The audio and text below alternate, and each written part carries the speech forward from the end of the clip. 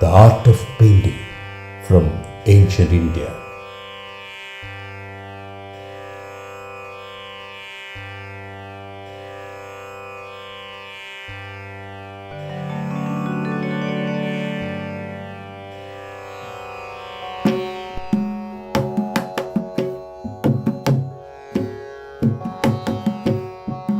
എന്താണ് ചിത്രം, എന്തിനാണ് ചിത്രം തുടങ്ങിയിട്ട് ചുമര് തയ്യാറാക്കുന്നത്, ചിത്രതലം തയ്യാറാക്കുന്നത് മുതൽക്ക് ഘട്ടം ഘട്ടമായിട്ട് അതിൻ്റെ എങ്ങനെ അതിന് രൂപകൽപ്പന ചെയ്യണം, ചായങ്ങൾ എങ്ങനെ തയ്യാറാക്കണം, ബ്രഷുകൾ എങ്ങനെ, തൂലികകൾ എങ്ങനെ തയ്യാറാക്കണം, അങ്ങനെ തുടങ്ങിയിട്ട് ഒരു 9 അധ്യായങ്ങളാണ് പറഞ്ഞിട്ടുള്ളത്. ഈ 9 അധ്യായങ്ങളിലും കൂടെ അതിൽ ഏറ്റവും പ്രധാനപ്പെട്ട ഒരു അധ്യായമാണ് രൂപനിർമ്മാണം എന്ന് പറഞ്ഞിട്ട്. അതിൽ ദേവന്മാർ, രാജാക്കന്മാർ, മഹർഷിമാർ അങ്ങനെ തുടങ്ങിയിട്ട് എല്ലാ തരക്കാരെയും, അതായത് യോദ്ധാക്കളെ, അതിലും പിന്നെയും വ്യാവസായികളെ, ഇങ്ങനെ തുടങ്ങിയിട്ട് എല്ലാ വിഭാഗത്തിൽപ്പെട്ടവരെയും പുരുഷ സ്ത്രീ ഭേദമില്ലാതെ ഇവരെയൊക്കെ എങ്ങനെ ചിത്രീകരിക്കണം, അതിനുള്ള അളവുകൾ എന്തൊക്കെയാണ്, ഭാവം എന്തായിരിക്കണം, ഇങ്ങനെയുള്ള ഭാഷകൾ വളരെ വിശദമായിട്ട് പറയുന്ന 9 അധ്യായങ്ങളാണ്. അത് മുഴുവനും പറഞ്ഞിട്ടുള്ള ആ ഗ്രന്ഥത്തിൽ പറയാത്ത, ചിത്രങ്ങളെ പറ്റി പറയാത്ത വേറെ ഒരു കാര്യം പുറമേ ഒരു ഗ്രന്ഥത്തിൽ നിന്ന് കിട്ടുമെന്ന് തോന്നുന്നില്ല.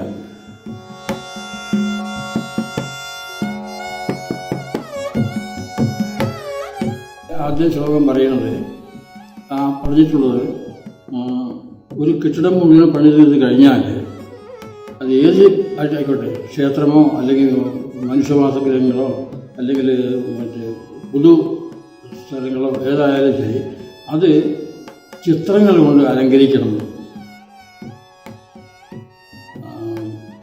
ബാക്കി ഈ കെട്ടിടങ്ങൾ പണിയുന്ന കാര്യങ്ങൾ മുഴുവനാണ് ഈ ആദ്യം പറഞ്ഞിട്ടുള്ള അധ്യായങ്ങൾ പറഞ്ഞത്. 46-ാം അധ്യായമാണ് ഈ ചിത്രത്തെപ്പറ്റി, ചിത്രരക്ഷണം എന്ന് പറഞ്ഞിട്ടുള്ളത്. അത് ചിത്രങ്ങൾ കൊണ്ട് അലങ്കരിച്ച് ഭംഗിയാക്കണം, വേണ്ട വിധത്തിൽ ഉചിതമായ ചിത്രങ്ങൾ കൊണ്ട് അലങ്കരിച്ച് ഭംഗിയാക്കണം എന്ന് പറഞ്ഞിട്ടാണ് പറയുന്നത്.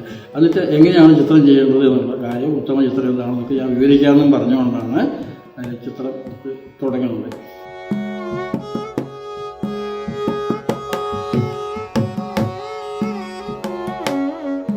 അത് ഭിത്തി തയ്യാറാക്കുന്നത് മുതൽക്ക് തുടങ്ങുന്നുണ്ട്.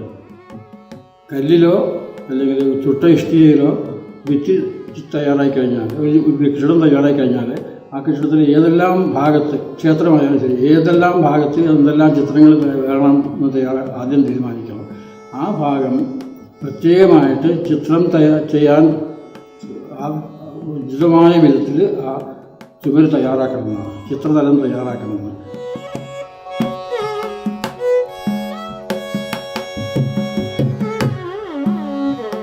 സാധാരണ തേപ്പിൻ്റെ പ്രപ്പോഷനല്ല, അതിനേക്കാളും മാറ്റിയിട്ട് പ്രപ്പോഷൻ പറയുന്നുണ്ട്. 1:3 മുതൽ കുമ്മായവും മണലും ചേർക്കണം. പിന്നെ അതിൽ മരപ്പശ ചേർക്കണം, മരങ്ങളിൽ നിന്ന് നാച്ചുറലായിട്ടുള്ള പശകൾ ചേർക്കണം. അതായത് ഈ ഊഞ്ഞാൽ വള്ളി എന്ന് പറഞ്ഞിട്ടുള്ള ഒരുതരം വള്ളിയുടെ കാട്ടുവള്ളി, അത് കൊണ്ടുവന്നിട്ട് മുറിച്ച് കഷ്ണാക്കിയിട്ട് വെള്ളത്തിലിട്ടാൽ അതിൽ നിന്ന് ഊസ് ചെയ്ത് വരുന്ന ഒരു നല്ല പശയാണ്, കട്ടിയുള്ള പശയാണ്. അതുപോലെ ഈ പനച്ചിക്കായ എന്ന് പറഞ്ഞൊരു കായുണ്ട്, ഉരുണ്ട കായ, അത് കൊണ്ടുവന്ന് ചതച്ച് വെള്ളത്തിലിട്ടാലും നല്ല പശ കിട്ടും. ഇങ്ങനെയുള്ള ഏതെങ്കിലും ഒരു പശ ചേർക്കണം അതിൽ. എന്നിട്ട് അത് നല്ലവണ്ണം അരച്ച് നല്ലതായിട്ട് വേണം ചേർത്തിട്ട് ഒരു 6 ആഴ്ചയോളം അത് കൂട്ടി വെക്കണം എന്നാണ്, അരച്ച് കൂട്ടി വെക്കണം. എന്നിട്ട് അത് ഉണങ്ങിപ്പോകാത്ത നിർത്തണമെങ്കിൽ കൂട്ടി വെച്ചിട്ട് അതിൻ്റെ മേലെ ഒരു കുഴി പോലൊരു ദ്വാരം ഉണ്ടാക്കിയിട്ട് അതിൽ കടുക്ക വെള്ളം ഒഴിച്ച് വെക്കണം. അങ്ങനെ 1 മാസം 1.5 മാസം കിടക്കണം. അത് ഉപയോഗിച്ച് വേണം അതിൻ്റെ ആദ്യ തേപ്പ് നടക്കാനായിട്ട്. ഫസ്റ്റ് ലെയർ അത് തേച്ച് അത് ഈ കല്ലിൻ്റെ ഇതെല്ലാം അടഞ്ഞു കിട്ടുന്ന നിരപ്പാക്കി തേക്കാനായിട്ട് 1/4 ഇഞ്ച് മുതൽക്ക് 1/2 ഇഞ്ച് വരെയുള്ള കരത്തിൽ ആ തേപ്പാണ് ആദ്യം ചെയ്യുന്നത്.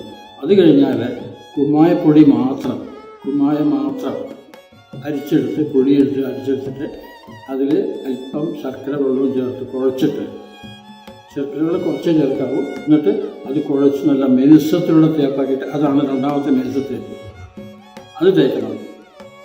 അത് കഴിഞ്ഞാൽ പിന്നത്തത് ചിത്രകാരൻ്റെ പണിയാണ്. 3ാമത്തെ തേപ്പ്, അതിൻ്റെ മുകളിൽ ചിത്രം വരുന്നുണ്ട്. ആ തേപ്പ് നല്ല ചുണ്ണാമ്പ്, നമ്മൾ കുറുക്കാർക്ക് ഉപയോഗിക്കുന്ന മാതിരിയുള്ള വെണ്ണം പോലെയുള്ള ചുണ്ണാമ്പ് അതെടുക്കുക. അതിൽ കരിക്കും വെള്ളം ചേർക്കണം. കരിക്കും വെള്ളം എന്ന് പറഞ്ഞാൽ അധികം മൂത്തതാകരുത്, ഇളയതാകരുത്, ഒരു മീഡിയത്തിലുള്ള കരിക്കും വെള്ളം ചേർത്തിട്ട് പാല് പോലെയുള്ള ആ ഇതിലാവാവൂ. കട്ടി കൂടാനും പാടില്ല, കുറഞ്ഞാലും ബുദ്ധിമുട്ടാണ്. അത് തലങ്ങും വിലങ്ങുമായിട്ട് പല തവണ കോട്ടിങ് കൊടുക്കണം. ഈ പാലിൻ്റെ നിറമേ പാടുള്ളൂ തന്നെ. അപ്പോൾ അത് ഓരോ തവണ കൊടുക്കുമ്പോഴും അത് ഉണങ്ങിയിട്ട് അടുത്ത കോട്ടിങ് കൊടുക്കണം. അങ്ങനെ ഇവിടെ ഞങ്ങൾ 6 കോട്ടിങ് കൊടുത്തിട്ടുണ്ട്. 6 പോരാ, അവർ പറഞ്ഞിട്ടെങ്കിൽ 24 കോട്ടിങ് കൊടുക്കണം എന്നൊക്കെ അവർക്കുള്ളത്. എന്നാലും പുളിയിലെ കനം വരാൻ പാടുള്ളൂ എന്നൊക്കെയാണെന്ന് പറഞ്ഞിട്ടുണ്ട്. അത്ര ധൈര്യമായിട്ട് വേണം ചെയ്യാനാണെന്ന്, ചിത്രത്തിൻ്റെ ഉറപ്പിന് വേണ്ടിയിട്ടാണ്. കാലാകാലങ്ങൾ നിൽക്കേണ്ടതല്ലേ, അങ്ങനെയൊക്കെ അവർ പറഞ്ഞിട്ടുണ്ട്.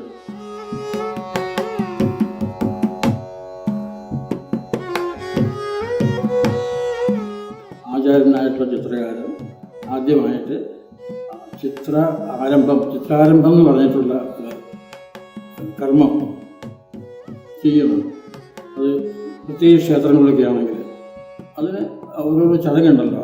സാധാരണ ആദ്യം ആ വരയ്ക്കുന്ന ചിത്രകാരനെ നിയമിച്ചിട്ട് അദ്ദേഹത്തെ ആചാര്യവരണം, അത് കഴിഞ്ഞിട്ട് ആയുധങ്ങൾ ഏറ്റ് തുടങ്ങുകയാണ്. എന്തെങ്കിലും കുറിച്ചുകൊണ്ട് ദൈവികമായിട്ടുള്ള എന്തെങ്കിലും പൈസകൾ ഉയർന്നമാണെന്നൊക്കെയുള്ള കുറിച്ചുകൊണ്ട് ചിത്രാരംഭം എന്നുള്ള കർമ്മമാണ്.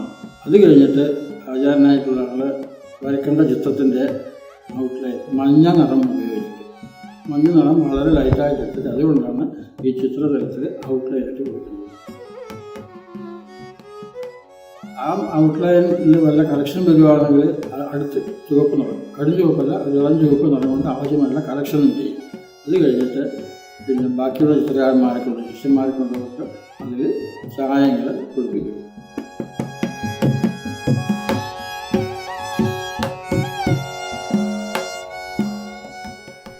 തൂലിക പണ്ടുണ്ടാക്കിയിരുന്നത് ഈ എയ്യാമ്പുല്ലെന്ന് പറഞ്ഞ എറോഗ്രാസ് എന്ന് പറഞ്ഞിരുന്നല്ലോ, ആ വർഗത്തിൽപ്പെട്ടിട്ടുള്ള, നമ്മൾ സാധാരണ ഇപ്പോൾ കുട്ടികളൊക്കെ എടുത്തിട്ടിങ്ങനെ എറിഞ്ഞ് കളിക്കുന്ന അതല്ല കേട്ടോ, ആ വർഗത്തിൽപ്പെട്ടിട്ടുള്ള വളരെ നേരിയ അതിലുള്ള ഇതിൻ്റെ പുല്ലാണ് എയ്യാമ്പുല്ലെന്നാണ് നമ്മൾ പറയുന്നത്. അത് ശേഖരിക്കുക. അതിപ്പോൾ ഈ നദിക്കരയിലോ അല്ലെങ്കിൽ പർവ്വതത്തിനടുക്കോ ചിലപ്പോൾ റോഡിൻ്റെ സൈഡിലൊക്കെ ഇങ്ങനെ വളർന്ന് കാണാം. ചെറുതായിട്ട് വലുതായിട്ട് വളർന്ന എയ്യാമ്പുല്ലല്ല, അത് ഉപയോഗിക്കാൻ പറ്റില്ല. ഇത് ശേഖരിച്ച് കൊണ്ടുവന്ന് അത് പകുതി ഉപയോഗിച്ച് പാകപ്പെടുത്തിയിട്ട്, അതായത് പണ്ട് കാലത്ത് ഉപയോഗിച്ചിരുന്ന നെല്ല് പുഴുങ്ങുമ്പോൾ അതിൻ്റെ അടിയിൽ വെച്ച് കൊടുക്കും. അതല്ലെങ്കിൽ കുറച്ച് പാലോ അതുപോലെ പാൽവെള്ളത്തിൽ ഇട്ടിട്ട് ഒന്ന് പുഴുങ്ങിയാൽ അത് ഒന്ന് സോഫ്റ്റാകും. എന്നിട്ട് അതിൻ്റെ അഗ്രങ്ങൾ കളക്ട് ചെയ്ത്, അത് മാത്രം കളക്ട് ചെയ്ത്, അത് കുറച്ച് എത്ര വെള്ളത്തിൽ വേണോ അത്രയും കളക്ട് ചെയ്തിട്ട് അതിങ്ങനെ നനച്ചിട്ട് ഇങ്ങനെ ഇങ്ങോട്ട് വിടും. അപ്പോൾ അതിങ്ങനെ താഴോട്ട് വീഴുമല്ലോ. വീണ് കഴിഞ്ഞാൽ അടി ഇങ്ങനെ പരന്നു കിടക്കും.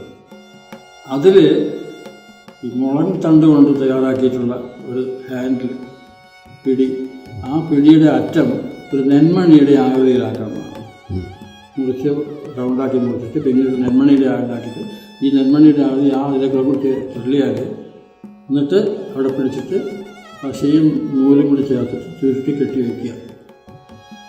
എന്നാൽ നല്ല പോയിൻ്റ് ആയിട്ടുള്ള ഈ പുല്ലിൻ്റെ തൂലിക കിട്ടും. അതും കട്ടി അനുസരിച്ചിട്ട് രേഖകളുണ്ട് പ്രത്യേകം, ചായങ്ങൾ കട്ടിയായിട്ട് കൊടുക്കുന്നത് പ്രത്യേകം. ഇപ്പോൾ അതുപോലെ ഇത് ഒരു മൂന്ന് തരത്തിന് ഓരോ ചായത്തിനും 3 തരം തൂലിക വേണ്ടതാണ്. ഈ ഈയാമ്പുല്ല് എന്ന് പറയുന്ന പുല്ലിൻ്റെ ഒരു കഷ്ണമാണിത്. ഇതിൻ്റെ ഈ ആര്യകളാണ് എടുത്ത് ഇങ്ങനെ കെട്ടി തയ്യാറാക്കുന്നത്. ഇത് രേഖകളിടുന്ന ഇതാണ്. ഇത് പിന്നെ കുറച്ചും കൂടി ചായം കൊടുക്കാതെ കട്ടിയുള്ളതാണ്. ഇത് അതിനേക്കാളും കട്ടിയുള്ളതാണ്. അപ്പോൾ ഇങ്ങനെ 3 എണ്ണം ഓരോ ചായത്തിനും 3 എണ്ണം കുറഞ്ഞത് വേണമെന്നാണ് പറയുന്നത്. പിന്നെ ഈ കുത്തികൾ പോലെ ഇടുന്ന റഫായിട്ടുണ്ടെങ്കിൽ ചെയ്യണമെങ്കിലുള്ള ഒരു തരം പ്രശ്നമാണിത്. അങ്ങനെയുള്ള എന്തെല്ലാം ആ ചിത്രകാരൻ്റെ ഔചിത്യം അനുസരിച്ച് എങ്ങനെ വേണമെങ്കിലും ഇത് ഉണ്ടാക്കാം. ഈ രേഖകളിടുമ്പോൾ ഇതുപോലുള്ള ഏറ്റവും കൂടുതൽ കിട്ടുന്ന ഒരു ഇത് വേണം. ഇതിൻ്റെ ഒരു പ്രത്യേകത എന്താണെന്ന് വെച്ചാൽ രേഖകൾ ഇങ്ങനെ വരച്ചു കഴിഞ്ഞാൽ അത് വീണ്ടും നേരെ നീർന്നു തന്നെ നിൽക്കും. നമ്മളിപ്പോൾ കിട്ടുന്ന പല ബ്രഷുകളുണ്ടല്ലോ, അതിലിങ്ങനെ വെള്ളത്തിൽ മുക്കിയിട്ട് ഇങ്ങനെ വരച്ചു കഴിഞ്ഞാൽ പിന്നെ അത് അറ്റം വളഞ്ഞുണ്ടല്ലോ. ഇതിനത് വരില്ല, എപ്പോഴും എനിക്ക് ഇതുപോലെ തന്നെ നീർന്നു തന്നെ നിൽക്കും. അതുകൊണ്ട് രേഖകളാണ് ഇപ്പോഴും ഈ പാരമ്പര്യ ചിത്രകാരന്മാർ ഈ പുല്ലിൻ്റെ തൂലിക ഉപയോഗിക്കുന്നുണ്ട്.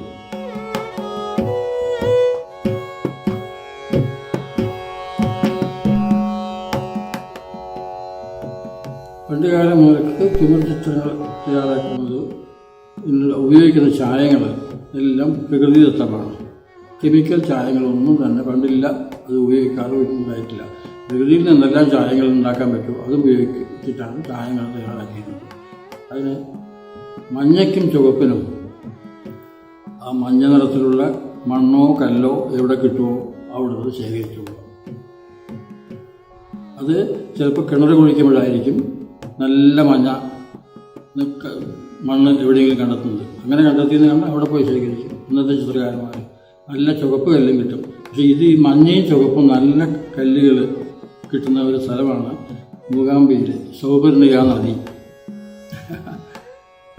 അവിടെ പോയിട്ട് അന്നത്തെ ചിത്രകാരന്മാർ ഈ കല്ലുകൾ ശേഖരിച്ച് കൊണ്ടുവന്ന് അരച്ച്, ആദ്യം പൊടിച്ച് അരച്ച് വെള്ളം കൂടി അരച്ച് മിനുസപ്പെടുത്തി അതിങ്ങനെ കലക്കി ഒരു പാത്രത്തിൽ വയ്ക്കുക. അതിൻ്റെ അടിയത്തെ കരട് കളഞ്ഞ് അത് മറ്റു പാത്രത്തിലേക്ക് മാറ്റുക. അങ്ങനെ 3-4 തവണ മാറ്റിയിട്ട് അവസാനത്തെ പാത്രത്തിൽ അത് ഉണങ്ങാൻ വയ്ക്കുക. വെയിലത്ത് വയ്ക്കാനല്ല. അത് ആ വെള്ളം മുഴുവൻ ആവിയായി പോയിട്ട് അടിയിൽ ഇങ്ങനെ പരന്ന് കഷ്ണങ്ങളായിട്ട് ഫ്ലേക്സ് ആയിട്ട് കളർ കിട്ടും. ചിലപ്പോൾ പൊടിയാകും, ഇഷ്ടം നല്ല മിനുസായിട്ടുള്ള പൊടിയായിരിക്കും. അത് അങ്ങനെയാണ് ഈ മഞ്ഞയും ചുവപ്പും തയ്യാറാക്കുന്നത്. ചിലപ്പോൾ ഈ കല്ലുവെട്ട് ഉണ്ടാവില്ല, കൊണാന്ന് പറയുന്നത്, അവിടെയായിരിക്കും ചിലപ്പോൾ ചില കല്ലിൻ്റെ ഭാഗം നോക്കുമ്പോൾ നല്ല ചുവപ്പ് കാണും. അവിടെ പോയി അത് ശേഖരിക്കാം. ചില പ്രത്യേക സ്ഥലങ്ങളൊക്കെ ഉണ്ട്, അവിടെയൊക്കെ ചില ഇത് കിട്ടുന്ന സ്ഥലങ്ങൾ പലർക്കും അറിയാവുന്നത്. അങ്ങനെ ശേഖരിച്ചിട്ടാണ് ഇത് ഈ മഞ്ഞയും ചുവപ്പും തയ്യാറാക്കുന്നത്. ഇങ്ങനെയാണ്. അതിൽ വേപ്പിൻ പശയും കൂടെ ചേർത്തിട്ടാണ് ചിരട്ടയും കൈവിരലും തന്നെയാണ് അതിന് ഉപയോഗം. ഏറ്റവും നല്ല ഉപകരണങ്ങൾ. ചിരട്ടയിൽ ഒരു നുള്ളു പുളിയിടുക, ഒരു തുള്ളി പശ ചേർക്കുക, ഒരു തുള്ളി, എന്നിട്ട് നല്ലോണം അരയ്ക്കുക. എത്രത്തോളം അരയ്ക്കുന്നോ അത്രത്തോളം ചായം ശുദ്ധമായിട്ട് വരും. അരവ് കൂടുന്നതിനനുസരിച്ച് ഒരു തവണ ഉപയോഗിച്ച് വെച്ച് കഴിഞ്ഞാൽ പിന്നീട് അത് ഒന്ന് വെള്ളമൊക്കെ പോയി പിന്നെ നിൽക്കില്ല, വീണ്ടും അരയ്ക്കണം. അങ്ങനെ പലതവണ അരച്ചിട്ടുള്ള ചായം പരിശുദ്ധമായ നിറങ്ങളായിട്ട് കിട്ടും. നല്ല ചുവപ്പ്, ഏതെല്ലാം തരം ചുവപ്പ് വേണോ അതെല്ലാം ഒറ്റ ചായ കൊണ്ട് ഉണ്ടാക്കാൻ പറ്റും. അതുപോലെ മഞ്ഞയും ചുവപ്പ് ഇങ്ങനെയാണ്. കറുപ്പ് എണ്ണ കത്തിച്ചിട്ടുള്ള കരി കൊണ്ടാണ് ഉണ്ടാക്കുന്നത്. മഞ്ഞ, ചുവപ്പ്, കറുപ്പ്. വെളുപ്പിന് ആ പ്രതലം തന്നെയാണ് മായം, അതിന് വേറെ ഇതില്ല. പിന്നെ പച്ചക്കറിന, പച്ച ഉണ്ടാക്കാനാണ് കുറച്ച് പല സമ്പ്രദായങ്ങളുണ്ട്. ഒന്ന് അമരിനീലയുടെ ഇലച്ചാറ് ഉപയോഗിച്ചിട്ട് അതാദ്യം കൊടുക്കുക, പിന്നെ അതിൻ്റെ മുകളിൽ മഞ്ഞ കൊടുക്കുമ്പോൾ അത് നീലയായി പച്ചയായിട്ട് മാറും. അതൊരു സമ്പ്രദായം. അത് തിരിച്ചും കൊടുക്കണം. ആദ്യം മഞ്ഞ കൊടുത്തിട്ട് അതിൻ്റെ മുകളിൽ കൊടുത്താലും അങ്ങനെ വരും. അതല്ലെങ്കിൽ എരവിക്കറ എന്ന് പറഞ്ഞ ഒരു ഇതരം പശുണ്ട്, മരത്തിൻ്റെ കറയാണത്. അതും കട്ടനീരവും പണ്ട് ദ്രോവികളൊക്കെ ഉപയോഗിച്ചിരുന്ന കട്ടനീരവും വെച്ച് അല്പം ചേർത്താൽ പച്ച കിട്ടും. അത് ഇതിൻ്റെ തോതനുസരിച്ചിട്ട് പലതരം പച്ചകൾ ഉണ്ടാക്കാം. അതിൽ ഈ ഉണ്ടാക്കിയ പച്ചയിൽ അല്പം ഈ കരി ചേർക്കുകയാണെങ്കിൽ അത് കരിപ്പച്ചയായി, മഞ്ഞ ചേർക്കുകയാണെങ്കിൽ അത് തത്തപ്പച്ചയായി. ഇങ്ങനെ ചെറിയ വ്യത്യാസങ്ങൾ വരുത്താം. പച്ചയ്ക്ക് മാത്രമേ ഇങ്ങനെ ഈ വ്യത്യാസം വരുത്താൻ പറ്റുള്ളൂ, ബാക്കി നിറങ്ങളെ കൊണ്ടുവരാൻ പറ്റില്ല. ഈ പച്ചനിറം തന്നെ ഈ സ്വഭാവം അനുസരിച്ചിട്ടാണ് കൊടുക്കുന്നത്. ആധുനിക രൂപങ്ങൾക്കൊക്കെ ഈ കരിപ്പച്ചയാണ് കൂടുതൽ കൊടുക്കുക. അല്ലാത്ത ചിലപ്പോൾ സത്വഗുണമായിട്ടുള്ളവർക്കും കൊടുക്കാറുണ്ട് പച്ച. അത് അതിന് വ്യത്യാസമുണ്ട് പച്ചയ്ക്ക്. പിന്നെ ചില ദേവീദേവന്മാർക്ക് നിശ്ചയിച്ചിട്ടുള്ള ചായകൾ അതിൽ മാറ്റം വരുത്താൻ പാടില്ല. ഇപ്പം വിഷ്ണുവിനും കൃഷ്ണനൊക്കെ നീലനിറ കൊടുക്കുന്നത്. ആ നീലയും ശുദ്ധനീലയും ഇല്ല. ശുഭചിത്രത്തിലൊന്നും ശുദ്ധ നീലനിറം കാണുകയില്ല. അത് പച്ച കലർന്ന നീലയായിരിക്കും, അല്ലെങ്കിൽ നീലം കലർന്ന പച്ചയായിരിക്കും.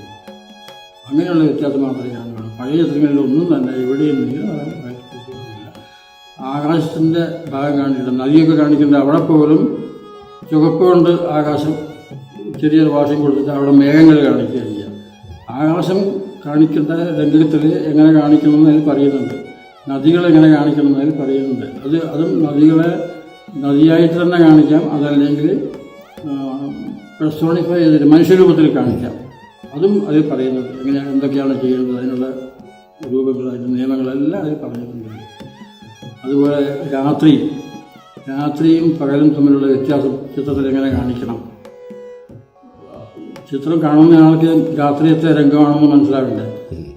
അത് മാത്രമല്ല, രാത്രിയിൽ തന്നെ ആദ്യയാമവും അന്ത്യയാമവും ഉള്ള വ്യത്യാസം എങ്ങനെ കാണിക്കാം, അത്ര വിശദമായിട്ട് പറയുന്നുണ്ട്.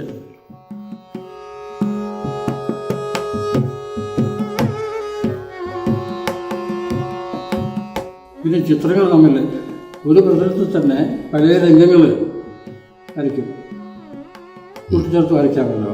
അങ്ങനെ വരയ്ക്കുമ്പോൾ ആ ഒരു രംഗവും അടുത്തതും ചേർത്ത് വരയ്ക്കും. അങ്ങനെ വരച്ചു കഴിഞ്ഞാൽ അത് വേദനിക്കാനായിട്ടുള്ള ഒരു സമ്പ്രദായമുണ്ട്. മണിമാല അലങ്കാരങ്ങൾ, ഇങ്ങനെ റൗണ്ടായിട്ട് ഇങ്ങനെ ഒരു മാല പോലെ ചിത്രത്തിൻ്റെ ചുറ്റും ഇങ്ങനെ വരച്ചിട്ടാണ്. അത് രണ്ട് ഉപയോഗമാണ്. ഒന്ന് ഈ ചിത്രങ്ങളിലെ രംഗങ്ങൾ വേദനിക്കാനായി, മറ്റൊന്ന് ഒരു പ്രധാന രൂപത്തിന് എടുത്തു കാണിക്കാനായിട്ട് ഈ സമ്പ്രദായം കൊടുക്കും ചിത്രത്തിന് ചുറ്റും. ശ്രീരാമ പട്ടാഭിഷേകത്തിലാണ് ശ്രീരാമനെ പ്രത്യേകം കാണിക്കുന്നത്. ശ്രീരാമൻ്റെ ചുറ്റും ഇത് കാണിക്കും. അപ്പോൾ ഇതൊരു പ്രത്യേക എടുപ്പ് കാണും. അതിനായിട്ട് ഉപയോഗിക്കുന്ന ഒരു സമ്പ്രദായമാണ് ഈ മണിമാല അലങ്കാരം.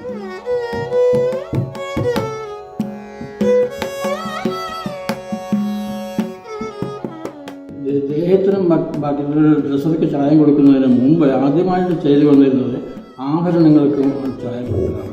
കിരീടം മുതൽക്ക് കാലിൻ്റെ മോതിരം വരെ, കാലിലിടുന്ന മോതിരം വരെയുള്ള ആഭരണങ്ങൾ പറഞ്ഞിട്ടുണ്ട് ഈ ബുക്കിൽ, വ്യക്തമായിട്ട് പറഞ്ഞിട്ടുണ്ട്. ഇടയാളുകൾക്കെല്ലാം പറഞ്ഞിട്ടുണ്ട്.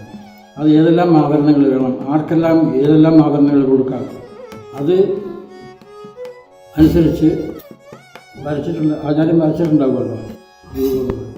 അതിൽ ആഭരണങ്ങളാണ് ആദ്യമായിട്ട് ചെയ്യുന്നത്. അത് ആഭരണങ്ങൾ വയ്ക്കുമ്പോൾ അതിൽ ആദ്യം മഞ്ഞ കളർ വയ്ക്കും, പിന്നെ ചുവന്ന കളർ കൊണ്ട് അതിൻ്റെ ഔട്ടായിട്ട്, പിന്നെ അതിന് കുറച്ചും കൂടി ഷെയ്ഡ് കൊടുത്ത് ഫിനിഷ് ചെയ്യും. അങ്ങനെ ആഭരണങ്ങൾക്ക് തയ്യാറായി കഴിഞ്ഞിട്ട് പിന്നീട് ഉടയാടുകൾ, വസ്ത്രങ്ങൾ എന്തൊക്കെയാണ്, അതിൻ്റെ എന്തൊക്കെ ചായം വേണം, അതൊക്കെ വേണം. പിന്നീടാണ് ദേഹത്തിന് കളർ കൊടുക്കുന്നത്.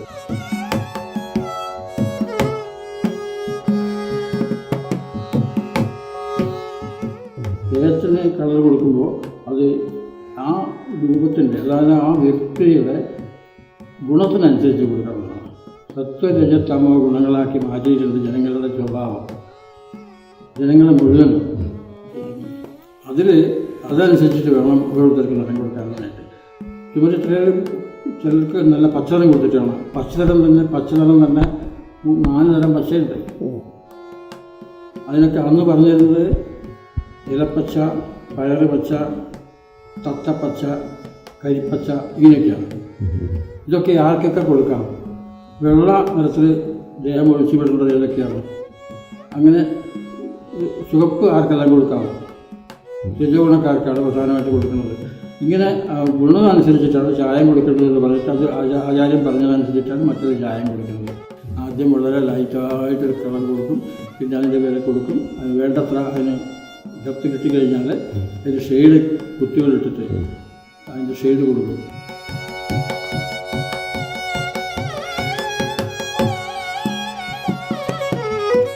ചായം കൊടുക്കുന്ന രീതി ഒന്ന് ബിന്ദുജവർത്തന കുത്തികളിട്ടിട്ട്.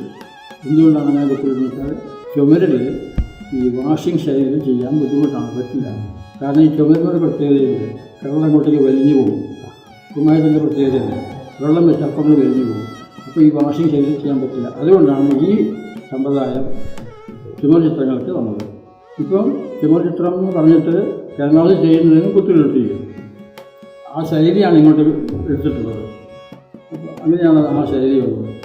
ഒരു സമ്പ്രദായം അതാണ്. പിന്നെ ഒന്ന് രേഖകളിലാണ്, പാരലൽ ലൈൻസ്, രൈഹികം, ബിന്ദുജം, രൈഹികം, അത്രകം എന്നിട്ട് മൂന്നാമത്തെ രീതിയാണ്. നല്ല ഡെപ്ത് വേണ്ടത് ഇപ്പോൾ ക്രോസ് ലൈൻസിലാണ്. പാരലൽ ലൈൻസിട്ട് ഞാൻ ക്രോസ് ലൈൻസും കൂടി ഇട്ട് കഴിഞ്ഞാൽ വേണ്ടത്ര ഡെപ്ത് കിട്ടും. ഇതെല്ലാം ഒരേ കളറോട് ചെയ്യുന്നതാണ്. എന്നിട്ട് വേണ്ടത്ര ഡെപ്ത് ആക്കി ഞാൻ 3 ഡയമെൻഷനിൽ എഫക്റ്റ് ഉണ്ടാക്കാം. ഉരുണ്ട് അതുണ്ടാക്കിയിട്ട് കഴിഞ്ഞാൽ അതുണ്ടാക്കണമെന്നാണ്. അതും അവിടെ ഒരു പ്രത്യേകതയുണ്ട്. ഈ ഫോട്ടോഗ്രാഫിക് ലൈറ്റ് ഷെയ്ഡല്ല അവിടെ. ആകൃതി എന്താണോ ആ ആകൃതി വരുത്താനായിട്ട് അത്രയും ഷെയ്ഡ് കൊടുക്കണം. 3-1 ഷെയ്ഡ് വരാൻ പാടുള്ളൂ. 3-1 ഹൈലൈറ്റ് ആയിട്ട് നിൽക്കണം, 3 മറ്റത് നേരത്തെ സ്റ്റോറായിട്ട് നിൽക്കണം. അങ്ങനെ 3 കൊടുക്കാൻ പാടുള്ളൂ. അത് ആ രൂപത്തിൻ്റെ ഭംഗി എത്രത്തോളം ഭംഗിയാക്കാൻ പറ്റും അതിനനുസരിച്ച് നടന്നു അവിടെ കൊടുക്കാൻ പാടുള്ളൂ. അപ്പോൾ ലൈറ്റ് ഷെയ്ഡ് പണ്ടത്തെ ഫോട്ടോഗ്രാഫി അതിൽ വരുന്നേ ഇല്ല. അങ്ങനെയാണ് ചുമച്ചുണ്ടാക്കാത്ത നോക്കിയാൽ അറിയാം. ഇത്തരത്തിലാണ് അതിന് ഷെയ്ഡ് കൊടുക്കുന്നത്.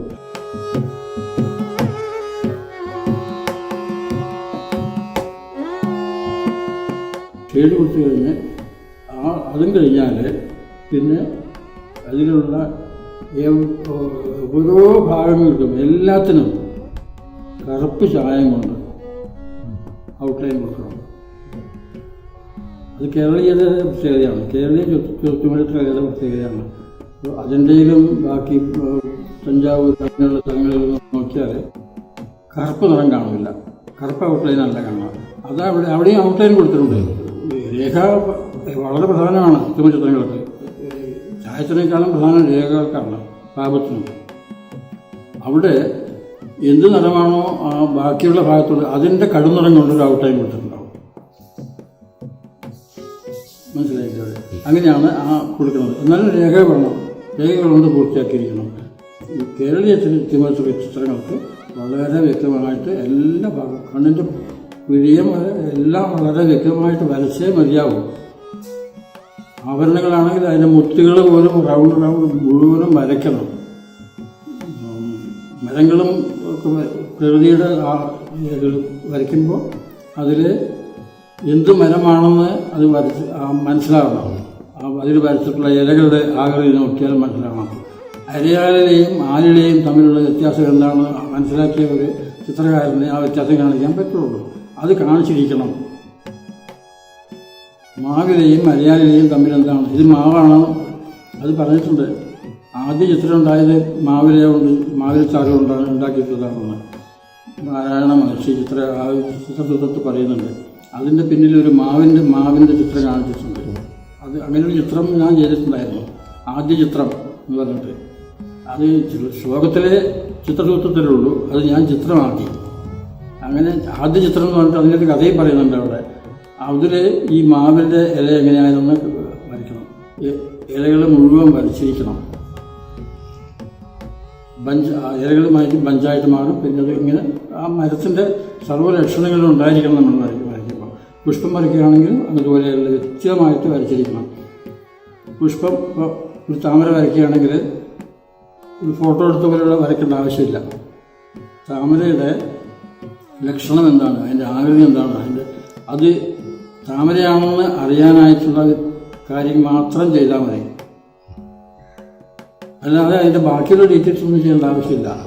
ആ ഘടകം താമരയും ആമ്പലുമായിട്ട് ഒരേ വർഗത്തിൽപ്പെട്ടതാണ്, ചെറിയ വ്യത്യാസമേ ഉള്ളൂ. പക്ഷേ ഒരു ചിത്രകാരൻ ഒരു ചിത്രത്തിൽ വരച്ചിട്ടുള്ള താമരയാണ്, അത് താമരയാണെന്ന് തന്നെ മനസ്സിലാകണം, ആമ്പലാണെന്ന് തോന്നിപ്പോകരുത്. അത്ര വ്യക്തമായിരിക്കണം രേഖകൾ. അത് വളരെ വ്യക്തമായിട്ട് പറയുന്നുണ്ട്. ഇതുപോലെ ഈ 9 ലക്ഷങ്ങളിൽ ഒന്നാണ് ഈ സാദൃശ്യം എന്ന് പറയുന്നത്. ഇതിൽ പെടുന്നതാണ് ഈ വ്യത്യാസം കാണിക്കുന്നത്.